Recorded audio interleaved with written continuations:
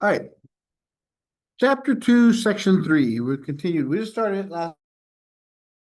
We're going to finish it today. We talked about limits. Don't worry about looking where you are. I mean, just follow with what I'm putting up here. We just defined a limit as this. The limit of a function as x approaches some value c is equal to the limit. Now we're going to try to prove how this is so. What we have to do in order to find that, we're going to have to use these conditions. The absolute value of f of x minus L is less than some value epsilon. Epsilon deltas are both very, very, very small values, approaching zero. So this inequality is true whenever we have this condition. The zero, or this absolute value, x minus c, is less than some delta. Note, these have to be positive because you cannot have negative distances or differences. And what our goal is, the entire goal is to try to make this absolute value equal this absolute value. This absolute value deals with the y value, the solutions. This absolute value deals with the x values. So as our closer and closer and closer, here's our value c to our function. It corresponds to some value L here.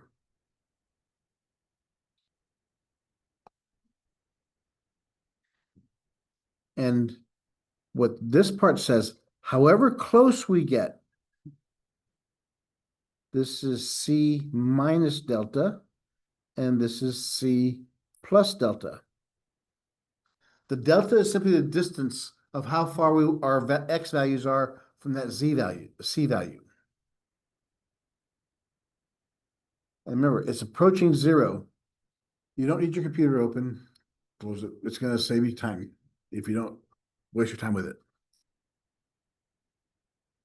So as this interval gets closer and closer and closer to the delta goes closer to zero, we have the same thing here. We have L plus epsilon. We have L minus epsilon. Our range is going to get closer and closer and closer to zero. So eventually, as that happens, our x values are approaching c, which means our y values are approaching some value L. The optimal phrase, you notice it never says equals epsilon or delta.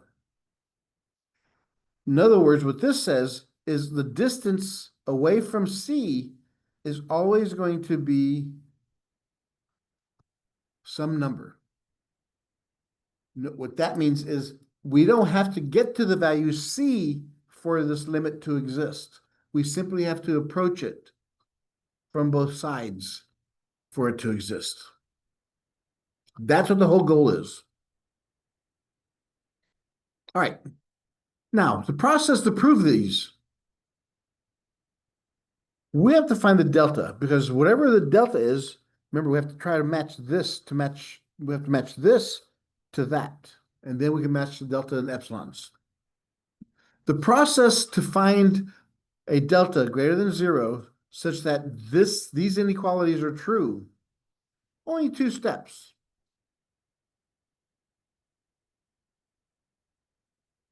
We first take the y side, the limit side, solve that, and it's going to give us some interval that's in the value c we're looking for.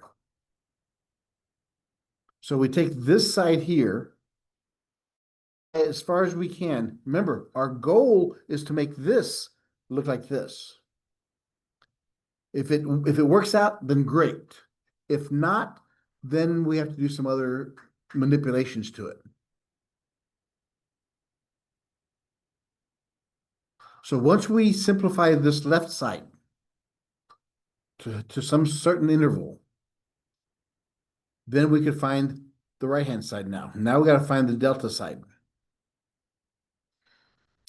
We got to find a delta that places our C somewhere inside that interval.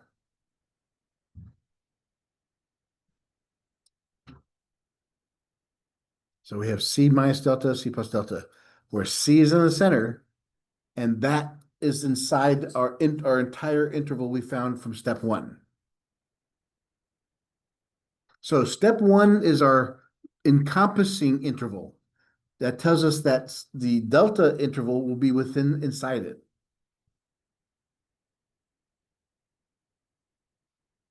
So if we can find the interval for the delta epsilon side, if f of x minus L is less than epsilon, this will hold for any x value not equal C is inside the delta interval. That sounds confusing and everything, but once we look at the mathematics of it, it'll make sense. But theoretically, this is what we're looking for. These are the whys we're doing these things. So we're trying to find a delta that's getting small enough. We'll get closer to our C, where our Y values will approach some value Y. Did I give you the note packet for chapter 2? No. I have that somewhere here, so I'll get to you. Yeah, you took off when I made copies of it. We found the library has a copier, which I'm so happy about that now because I'm happy. I got a water fountain, I got a bathroom, I got a copier. I'm fat, dumb, and happy. All right, so let's look at our first example.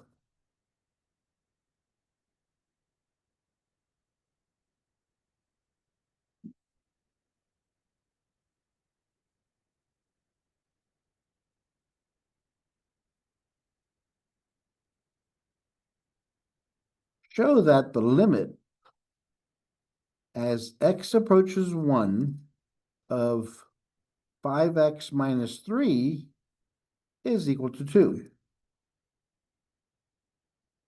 I remember when I was learning limits in calculus back about 40 years ago, 50 years ago, I thought, just plug in 1, it works. That's all I have to show. No. It's not the way you prove it.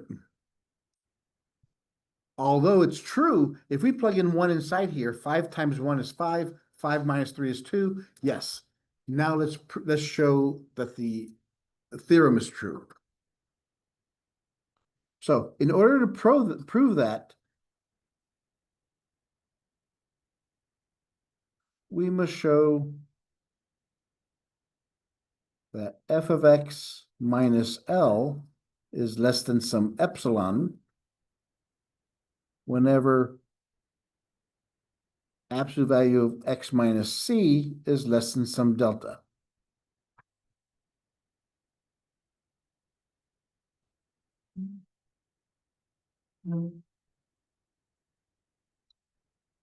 So what do we have to define here? We have to define our f of x, we have to define our L, and we have to define our C. So what is f of x?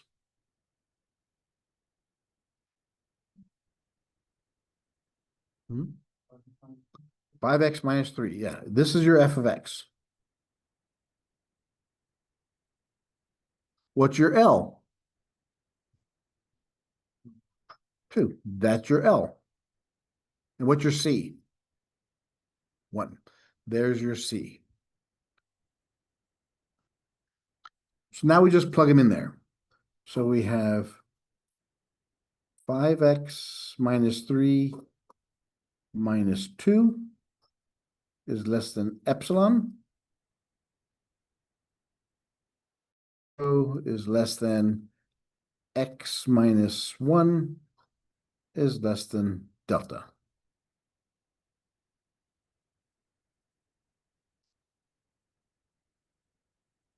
So this is step 1. We have to do this side here first.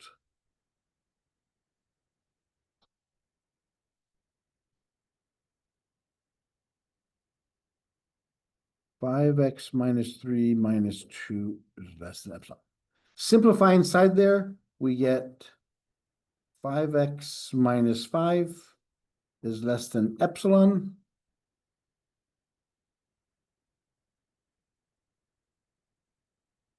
Can we factor anything out? A 5. So what we have here is we have 5x minus 1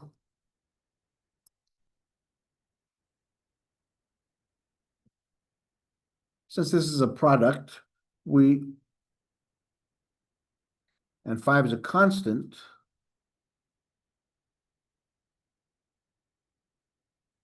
we can factor it out. Since 5 is already positive, do we need the absolute values around 5? No. So it just becomes 5.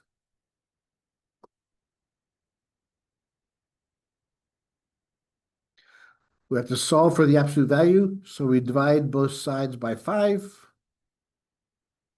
So x minus 1 is less than epsilon over 5. That's our first step. That tells us the interval in which we can deal with. Plus or minus e over 5. So now we go to this side. It's already x minus 1 is less than delta. Since this is true and this is true, only if that is true.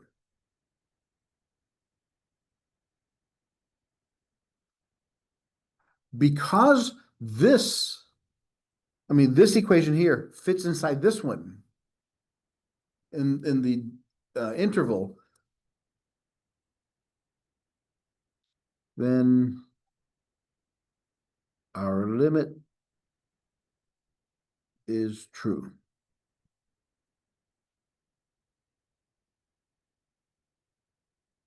For no matter what x we pick as we approach delta, x and x approaches c, we get a true value. It is approaching our limit. So however close we get to 1, our y values approach 2. And you can do that looking at a graph. 1, 2, 3. 2, 3, 4, 5. 1.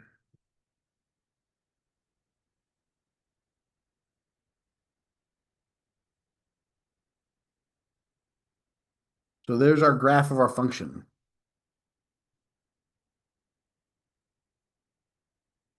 That's f of x.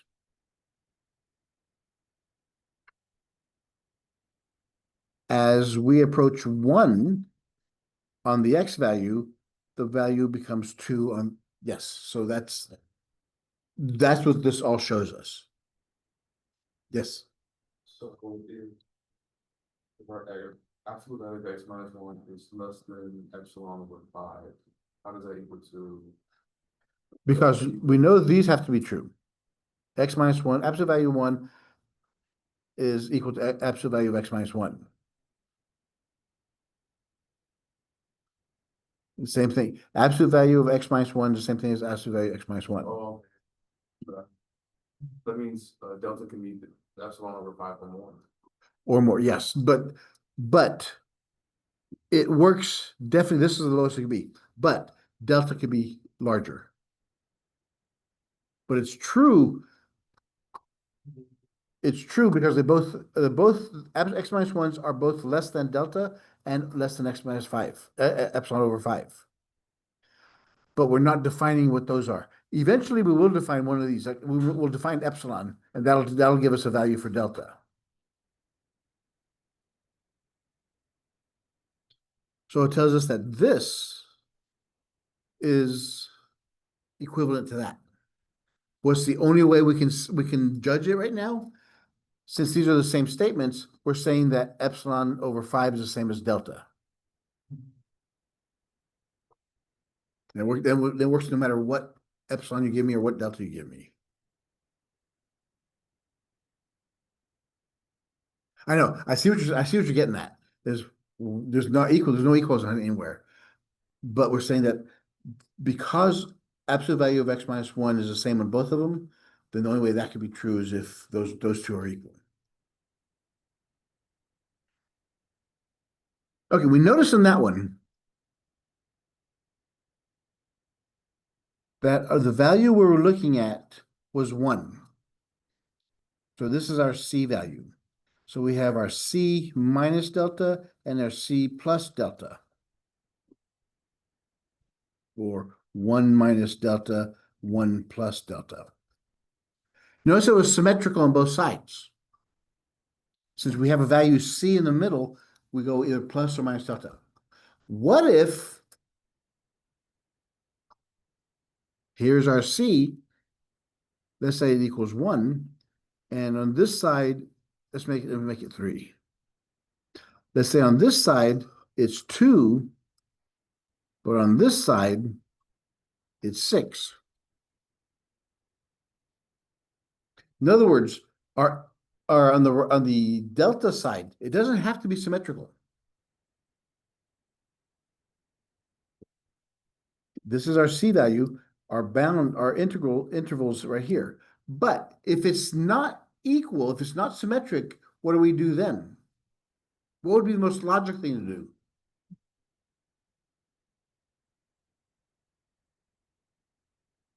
Smaller, Why is it smaller? is so choose a bigger one, it'll be outside the bound on the other side. Very good. If I use this side, delta's 3. If I go 3 here, first off, I'm extending this one. I don't know what's over here. So the only thing you can be sure of is if this is bigger, then they both have at least the smaller one. So if it's not symmetric, then you pick the smaller of the intervals for delta. Let's look at an example here. That one, no, that one. Let's look at example 4.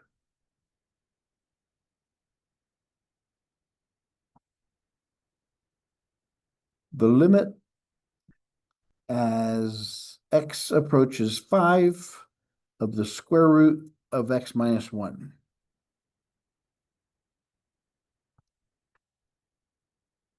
There you go. It says,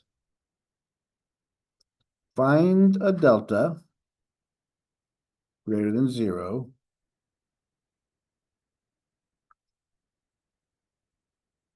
that works for epsilon equal 1.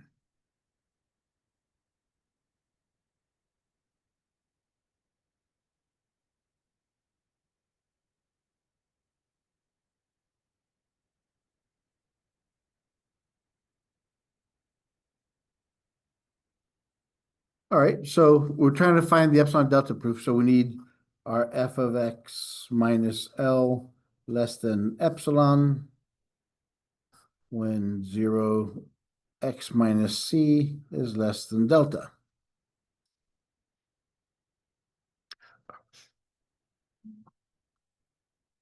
Let's plug in what we know. So what is f of x?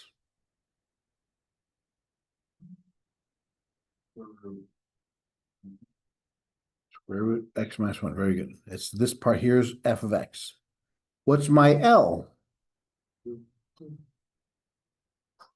That's L. Absolute value of that is less than epsilon. What's epsilon? Yeah, we defined it here as 1.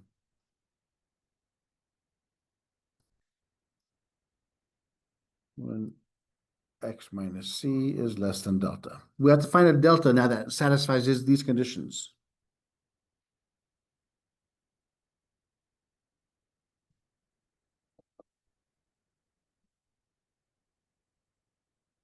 So what's our first step? We have to look at this side first.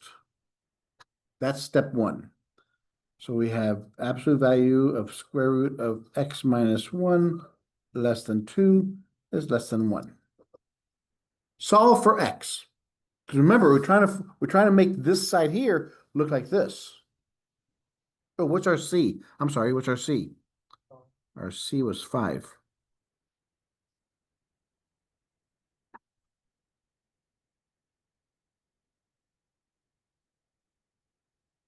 Now comes the algebra part.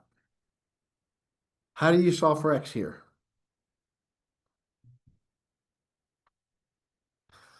What happens when you drop the absolute values?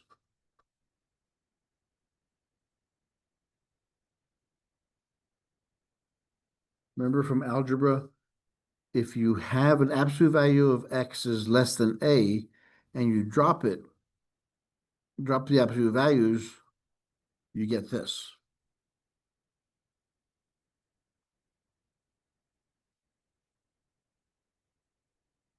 Because remember, absolute values is a distance from zero. If my X's are less than A and an absolute value of it, then it must be greater than negative A. So all my X's are between negative A and A. That's the title of my next country song.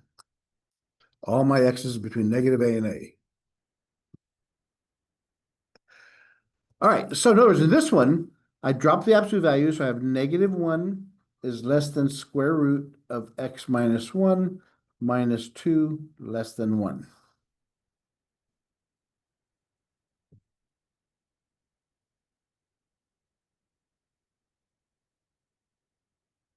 First step is what? Add 2.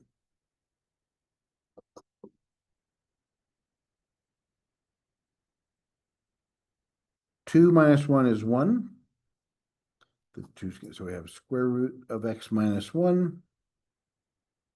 1 plus 2 is 3. Next step, get rid of the square root. How? Square everybody. So 1 squared is 1. Square root and square cancel, so it's X minus 1. 3 squared is 9. And add 1 to everybody.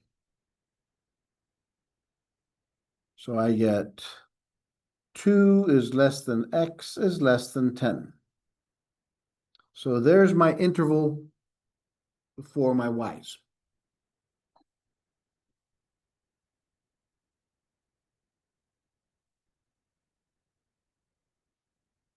What we're saying here is this, that our C value, is it between 2 and 5, 2 and 10? Yes. So if we look at it, here's our C value. C equals 5. We have 2 and 10. There's my interval. So what is my delta going to be? Remember, these are C minus delta and C plus delta. On the left-hand side, what's my delta? If we're going from 5 to 2, what is delta? 3. And on this side, it's delta equals, well, let's call this delta 1 and this delta 2. On it's the what you add to go from the C to the to your interval. But right now they've always been the same. That's why we didn't worry about it too much. But now it says it's no longer symmetric. So it's only positive on the left hand side, the negative is applied, so yeah. Or the minus sign. The minus sign, yes. But we're looking for this value here. We know what C is, we know what our endpoint is, so C minus delta equals 2. And since C is 5, well, what does delta have to be? Has to be 3. So that's our delta. So now since we have two separate deltas, delta 1 and delta 2, we always take the min of our C minus delta and our C plus delta. Always take the min of it.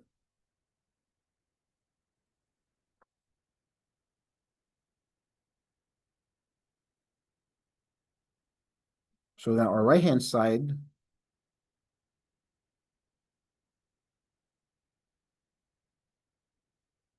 We have that.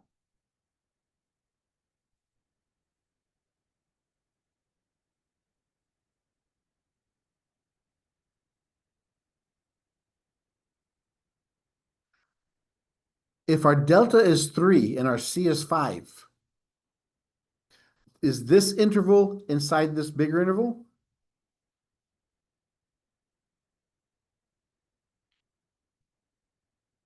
If C is 5, and I go left, if I minus 5, 5 minus 3 is 2. 5 plus 3 is this contained in this interval? Yes. So since that's true, our statement is true when both of these are true. So for whatever x value we pick that gives us less than 3, it makes this true, and therefore our solution is true. Because no matter what x we pick now, no matter what x we pick, is it going to be less than 3? It has to be in our interval between 2 and 8.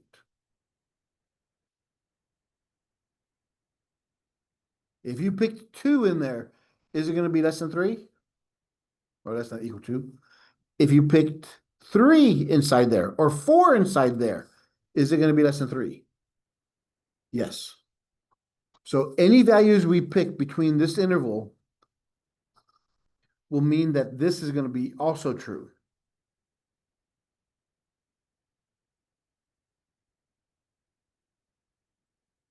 You should go down a bit. Little boss. So this. So if you don't have a symmetric situation, take the first one, find the interval. That's where it has to fit. You know what your C value is. Plug it inside there. See which is the shorter distance. Since this goes between 2 and 10, our C is 5. Find the smaller delta. Once you find that, because this interval, where's that one? The interval right here, the min of those, if it's between 2 and 8, this fits inside here, then it's true no matter what x I pick, it'll be true.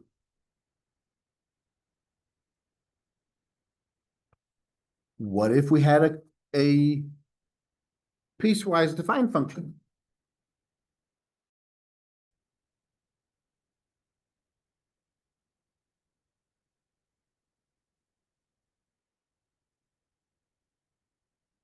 Prove that the limit as x approaches 2 of our function f of x is equal to 4.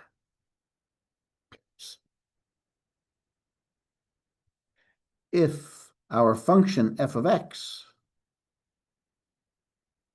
is x squared whenever x does not equal 2, it equals 1 whenever x equals 2.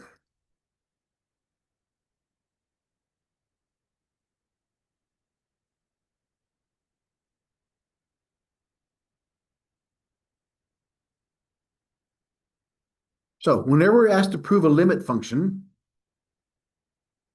what formula do we have to use?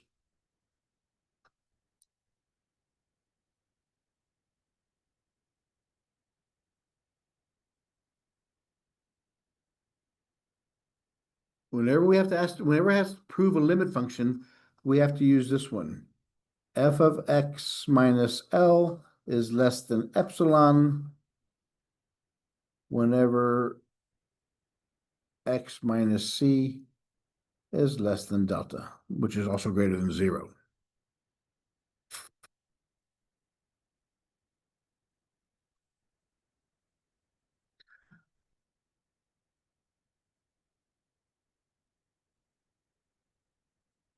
Let's plug in these guys first.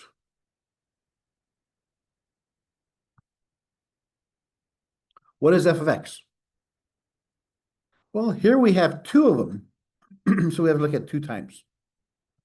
Here's the first one. X squared minus L. What's L? 4 is less than epsilon. When 0 is less than X minus, and our C value is 2.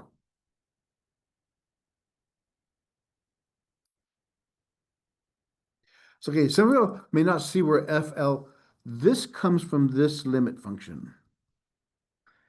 X approaches C, this C is that C. F of X, this F of X is that F of X equals some number L. That's where you get all this information from.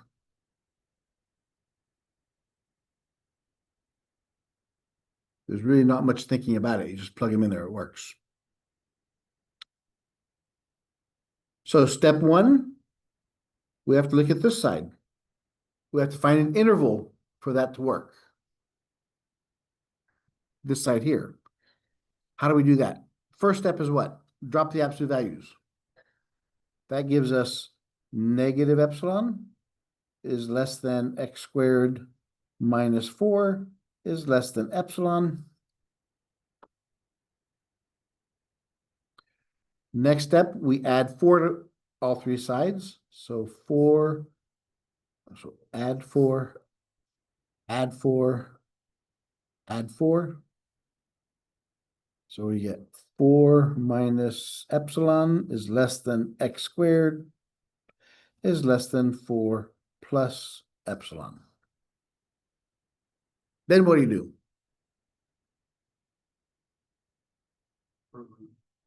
Square, we're looking for x, so we square root everybody. So we have the square root of 4 minus epsilon is less than x is less than square root of 4 plus epsilon. Okay, so there's our interval.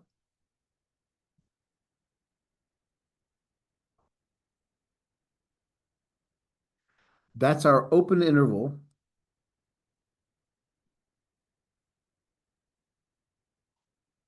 That contains our value 2.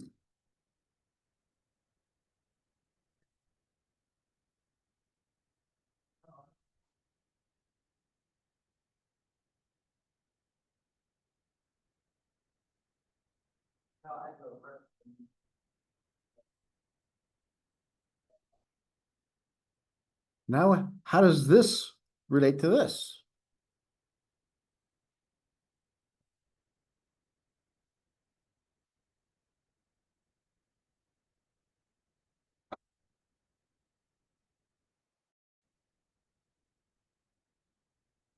We know, what do we know about here? What has to be true about this?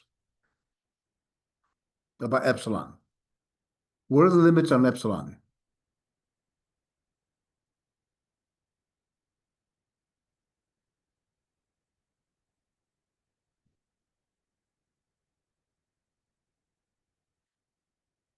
Epsilon has to be less than 4. Why?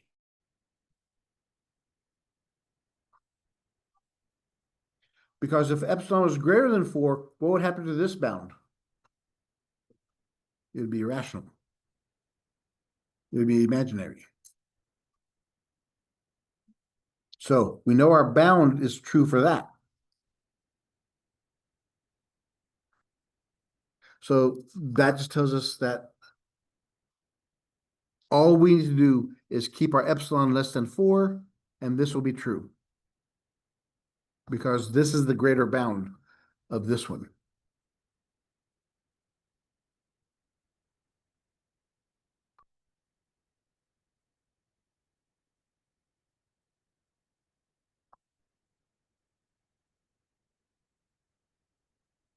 Okay, that's the first one. There. That's the first part, the x squared. Now we gotta do the same thing with the 1.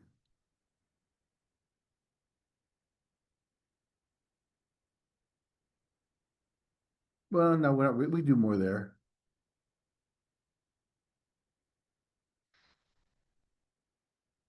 Which one of these two do we take as a bound, as a limit value?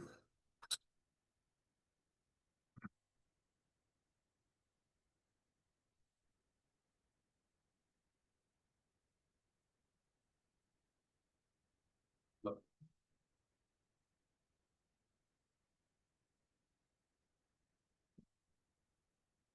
These are our inputs. So we have to look at, we have, for delta,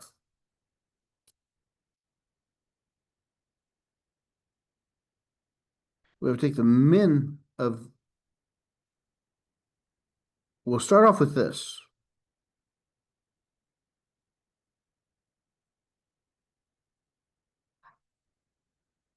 We'll take the min of those two intervals.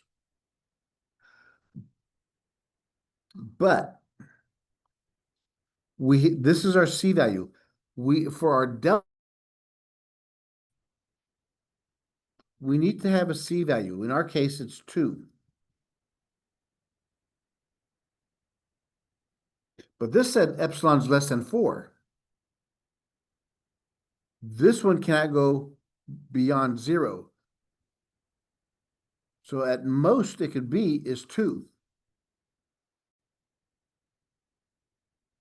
Why? The delta can be, if we start off with 2 and we subtract 2, we have to be greater than 0. So our delta has to be greater than 2, or less than 2. Because if it's greater than 2, we cannot equal 0 because it's not equal to 0. Cannot be greater than that. It can't be negative. So what we're looking at here now is our min values.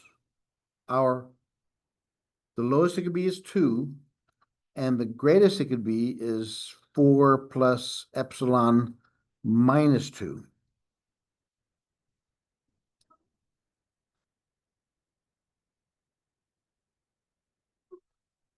Because remember when we had the 5 and the 2 and the 10 interval, and our point was 5?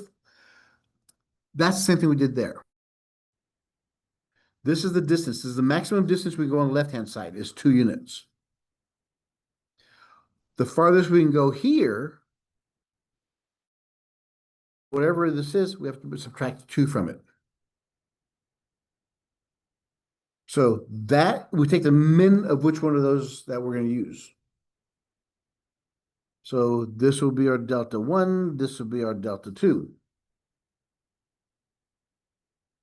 And since we don't know which one we can use, we'll just take, that's going to be, our answer is going to be depending on whatever epsilon we have. Because in some cases, this of epsilon, this will be smaller. But in some cases, if let's say our epsilon has to be less than 4. So if it's 4, 4 plus 4 is 8. Square root of 8 is what? 2 radical 2. 2 radical 2 minus 2 is radical 2. So whatever is less than those. So in this case, that's going to be less than. If epsilon is 0, square root of 0, 4 plus 0 is 4. So 2 minus 2 is 0.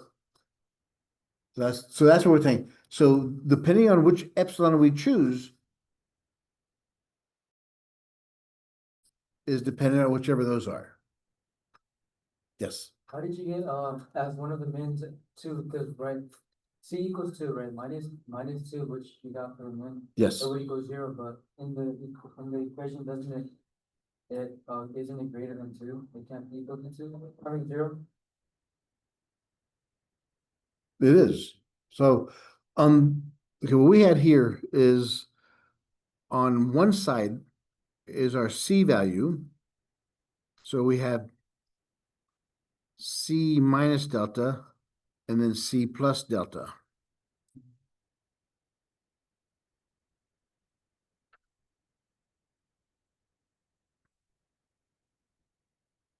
So since our C value is 2, and that's 0 here. No matter what this is, on the left-hand side, what's our bound, the only bound we can choose there is 2. Because we don't know what delta is yet, because we don't know what epsilon really is. So this, we're bounded by 2 units. Because this one can go up to 4 units, because that's what that says. So, well, that's why we look at this, and that's why whatever this is, our 4 plus epsilon, we subtract 2 from it, because of this is the less of the 2. So our 2 bounds can be from 0 .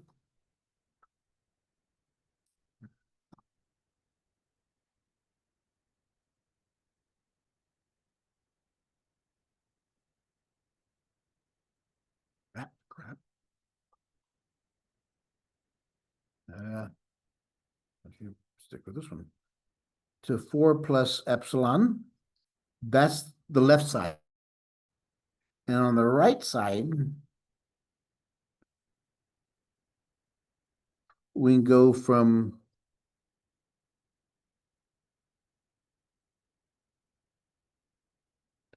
2 to 4 plus epsilon minus 2. Those are my intervals. So we just take the lower of the 2. Because we have a lot of unknowns, we can't go any further.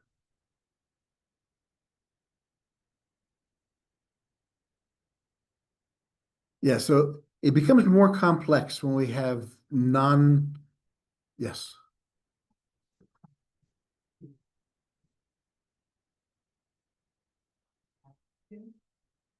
Well, let's look at that straight. No, because remember when we had it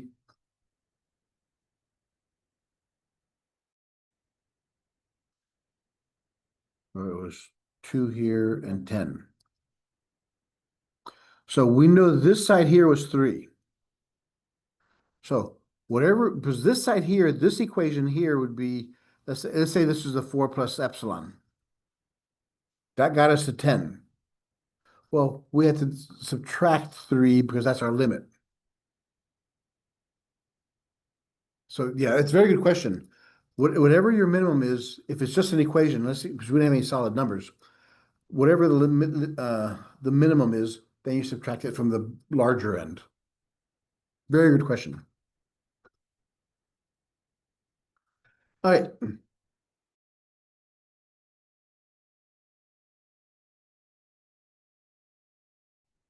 So that's the end of that section. And I do apologize because of all of Calculus 1, this chapter is the worst because of all this stuff. Once we haven't even proven to you why this stuff really works. Once we prove that, we're getting to the close to define what a derivative is. We've gotten very close to it in section 1. Now we talk about limits. Now we're going to start putting things together. Because the next thing we have to do, let me start this next one. Why is it not working?